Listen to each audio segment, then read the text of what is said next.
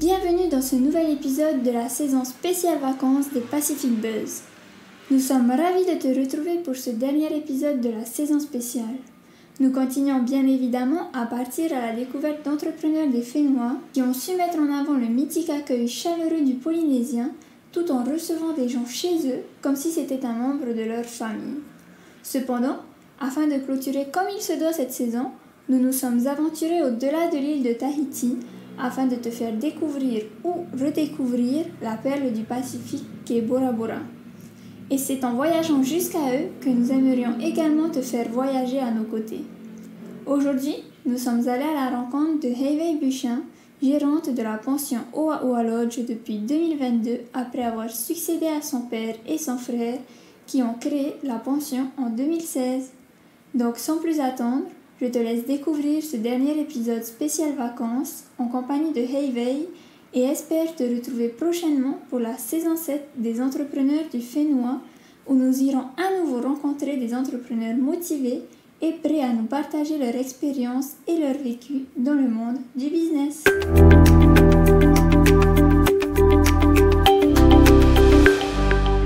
Aujourd'hui, on est en compagnie de Heiwei. Heiwei, est-ce que tu peux te présenter s'il te plaît ? Oui, Yaranananihi. Alors, moi, c'est Buchin Heiwei. J'ai 22 ans. Je suis originaire de Bora Bora et je travaille ici. Je gère nos pensions de famille. Super. Et est-ce que tu peux nous dire un peu, ça fait combien de temps que vous avez créé la pension de famille ? Alors, il faut savoir que moi, je suis revenue uniquement l'année dernière pour m'en occuper. Mais la pension a été créée par mon père et mon frère en 2016, en avril 2016. Donc, ça fait 7 ans maintenant. D'accord. Et du coup, là maintenant, c'est toi qui gères la pension. Ton frère, il est plus en activité, c'est ça ? C'est ça, mon frère a changé de secteur. Il s'est lancé dans de nouveaux projets, donc moi je suis revenue et pour aider mon papa aussi, et comme j'ai grandi dedans, c'était normal. Et du coup, qu'est-ce qui t'a motivé à te lancer toi dans ce secteur ? Alors, pour être honnête, je me voyais pas être dedans aussitôt que ça. Je savais qu'un jour j'allais revenir, mais je pensais pas que ça allait se faire tout de suite. Mais après, étant donné que j'ai grandi dans le tourisme, j'ai grandi sur Bora avec mes parents, mon frère, toutes mes vacances depuis qu'on a lancé la pension, j'étais ici à donner un coup de main. Donc je pense que c'était la suite logique. Et quelle est la meilleure expérience ou le meilleur souvenir que tu aies par rapport à ce métier ? C'est une très bonne question. Je pense qu'il y en a plusieurs. J'en ai pas un en particulier, mais je pense que ça va être beaucoup les rencontres qu'on a pu faire. Il y a certains clients avec qui on s'est liés d'amitié qui reviennent de temps en temps, par exemple une fois tous les 2 ans. Ou par exemple, j'ai aussi eu d'autres clients qui ont beaucoup apprécié mon chien, qui est notre mascotte, et qui nous ont complètement envoyé des cadeaux de l'autre bout de la planète pour elle. Donc, non, je pense que c'est pas forcément un souvenir, mais plutôt les rencontres que j'ai pu faire depuis que je suis dedans.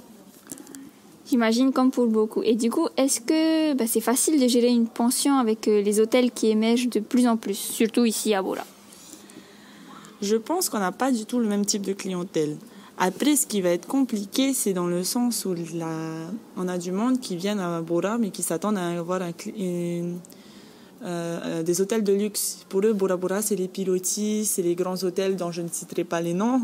Mais après, ils oublient que nous sommes une pension, donc on est à une plus petite échelle. Mais on essaye de faire comme on peut. On travaille pas sur les mêmes plates-bandes, on va dire. Et de toute façon, il manque des hébergements sur Bora, on le sait. On a toujours de la demande, malgré qu'on soit toujours complet, en tout cas en haute saison. Donc, il faut une clientèle pour tous et une offre pour tous. Et du coup, est-ce que c'est facile de mêler la vie professionnelle à la vie de famille ? Non, directement. Non, c'est pour ça en fait que je me voyais pas revenir tout de suite. C'est parce que j'avais peur que nos avis divergent trop, surtout avec mon papa avec qui je m'entends très bien, et mon grand frère qui était encore dans la pension quand je suis arrivée. Ce qui va être compliqué, en fait, ça va être de séparer la vie professionnelle et la vie familiale. Il y a des choses que tu oseras plus dire parce que justement c'est quelqu'un de ta famille, mais que tu ne dirais pas si c'était juste un employé lambda. Donc, C'est compliqué, mais en même temps, ça a ses avantages. Donc, ça cale et il faut savoir faire la part des choses. D'accord. Et quel conseil est-ce que toi, tu donnerais à ceux qui souhaiteraient se lancer dans ce secteur? Je pense qu'il faut d'abord oser, il ne faut pas avoir peur. Il y a de la demande, il faut y aller, mais il faut être bien préparé. Il faut vraiment se renseigner sur tout ce qu'il faut faire, les démarches. Il y a beaucoup d'aides qui se sont mises en place. Il faut se rapprocher du service du tourisme qui est vraiment là pour nous accompagner. Il ne faut pas hésiter, bien que après c'est de l'administration, hein, c'est ça la partie la plus compliquée. Mais non, je pense qu'il faut vraiment se lancer, se renseigner et surtout ne pas hésiter à les demander à ceux qui sont déjà dans le métier, bien que des fois, ils ne sont pas trop communicatifs, on va dire ça comme ça. Mais non, oui, je pense qu'il faut juste se lancer et ne pas avoir peur. Ok, et dernière question bonus, on va dire. Est-ce que tu comptes avoir des projets en dehors de la pension? Alors, oui, j'ai d'autres projets, pas pour tout de suite. Ça serait plus un projet personnel, mais déjà dans la pension, il faut savoir que nous sommes un complexe sur Veitapi.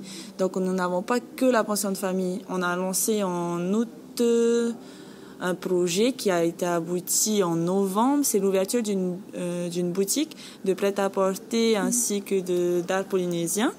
On a également dans la boutique un coin joaillerie et bijouterie. Donc, on a voulu, par cette boutique, pouvoir fournir des produits pour nos clients de la pension, donc pour une clientèle internationale, mais également pour une clientèle locale. Donc, on essaye niveau prix, on essaye d'être vraiment accessible, car pour nous, notre but, ce n'est pas d'avoir un stock qui reste. On veut vraiment pouvoir offrir à notre clientèle locale du choix et surtout de ne pas se retrouver à 5 avec la même robe dans une soirée, quoi. Et à côté de ça aussi, pour le lodge, on a un grand espace que nous sommes actuellement en train de travailler dessus pour pouvoir ouvrir notre restaurant. Principalement pour notre clientèle, pour le lodge et aussi pour notre village, car on a un autre complexe. Mais on compte aussi ouvrir à la clientèle locale, mais uniquement sous réservation. Car on veut travailler avec les produits locaux, donc il faut qu'on sache combien de personnes on aura. Du coup, que des projets à venir. Ben, merci, Heibei. Merci à toi, Nani. C'était un plaisir.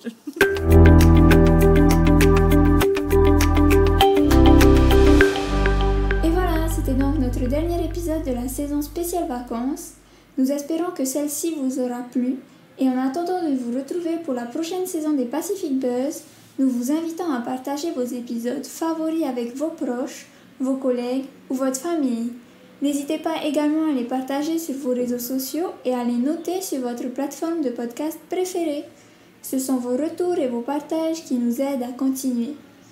Je vous dis donc à très vite pour un nouvel épisode et une nouvelle saison. Toujours à la rencontre de ces entrepreneurs si particuliers qu'abrite notre Fénois bien sûr. D'ici là, prenez bien soin de vous et à bientôt. Nana.